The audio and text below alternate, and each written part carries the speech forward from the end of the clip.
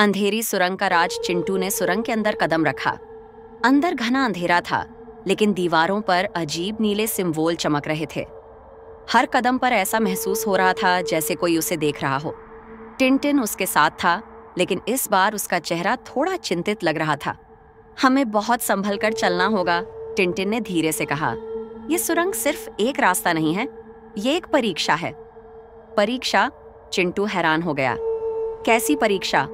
अचानक उनके सामने एक बड़ा पत्थर गिर गया और एक अजीब आवाज गूंज उठी, जैसे कोई पुरानी भूल भुलैया सक्रिय हो गई हो। पहली रुकावट, टिनटिन चिल्लाया। यह सुरंग हमसे एक सवाल पूछेगी। अगर सही जवाब दिया तो आगे बढ़ने मिलेगा, वरना हम हमेशा के लिए यहाँ फंस जाएंगे। चिंटू ने देखा, दीवार पर एक चमकता हुआ शब्द लिखा था, जो जितना ज्यादा बांटता है उसके पास उतना ही ज्यादा होता है। बताओ ये क्या है? चिंटू सोचने लगा। अगर उसने गलत जवाब दिया तो हो सकता है यह सुरंग उसे हमेशा के लिए यहीं रोक ले। क्या चिंटू इसका सही जवाब दे पाएगा? क्या वह और टिनटिन सुरंग पार करके जादुई ताज तक पहुंच सकेंगे? जानने के लिए पढ़िए भाग 5। चिंटू ने घबराकर टिनटिन की तरफ देखा।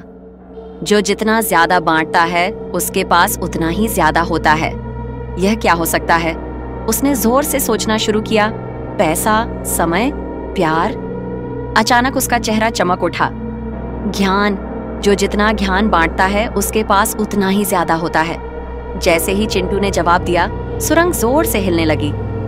पत्थर अपनी जगह से हट गया और एक नया रास्ता खुल गया। टिनटिन मुस्कुराया। सही जवाब चिंटू। दोनों तेज कदम बढ़ाते रहे। सामने एक बड़ा सोने से चमकता हुआ तख्त दिखा, जिसमें एक जादुई ताज रखा था। ताज से नीली बिजली निकल रही थी, जैसे उसमें अनंत शक्ति हो। वही है राजा का ताज, टिनटिन ने उत्साहित होकर कहा। चिंटू, हमें बस ये उठाना है। लेकिन जैसे ही चिंटू ने हाथ बढ़ाया, अचानक एक भयावह आवाज गूंज उठी। तुम्हें लगा इतनी आसानी से जीत जाओगे? एक काले धुएं का भूत सामने आ गया। उसकी लाल आंखें चमक रही थीं और उसके हाथ से काली बिजलियां निकल रही थीं। मुझे पता था कि कोई एक दिन इस ताज तक जरूर पहुंचेगा। भूत हंसकर बोला। लेकिन अगर तुम ताज चाहते हो तो मुझे हराओ। चिंटू ने टिनटिन की तरफ देखा। अब क्या करें? टिनटिन मुस्कुराया। तुमने अब तक अपनी अक्ल का इस्तेमाल किया है, अब अपनी हिम्मत दिखाने का वक्त है। भूत जोर से हवा में घूमकर आगे बढ़ा, लेकिन चिंटू ने बिना डरे ताज को झट से उठा लिया। एक तेज रोशनी का ब्लास्ट हुआ और पूरा महल हिलने लगा। भूत एक जोर की चीख मारकर हवा में घुल गया। तुम जीत गए चिंटू, टिनटिन जोर से बोला। ताज अब हमारे पास है। अचानक महल टूटने लगा।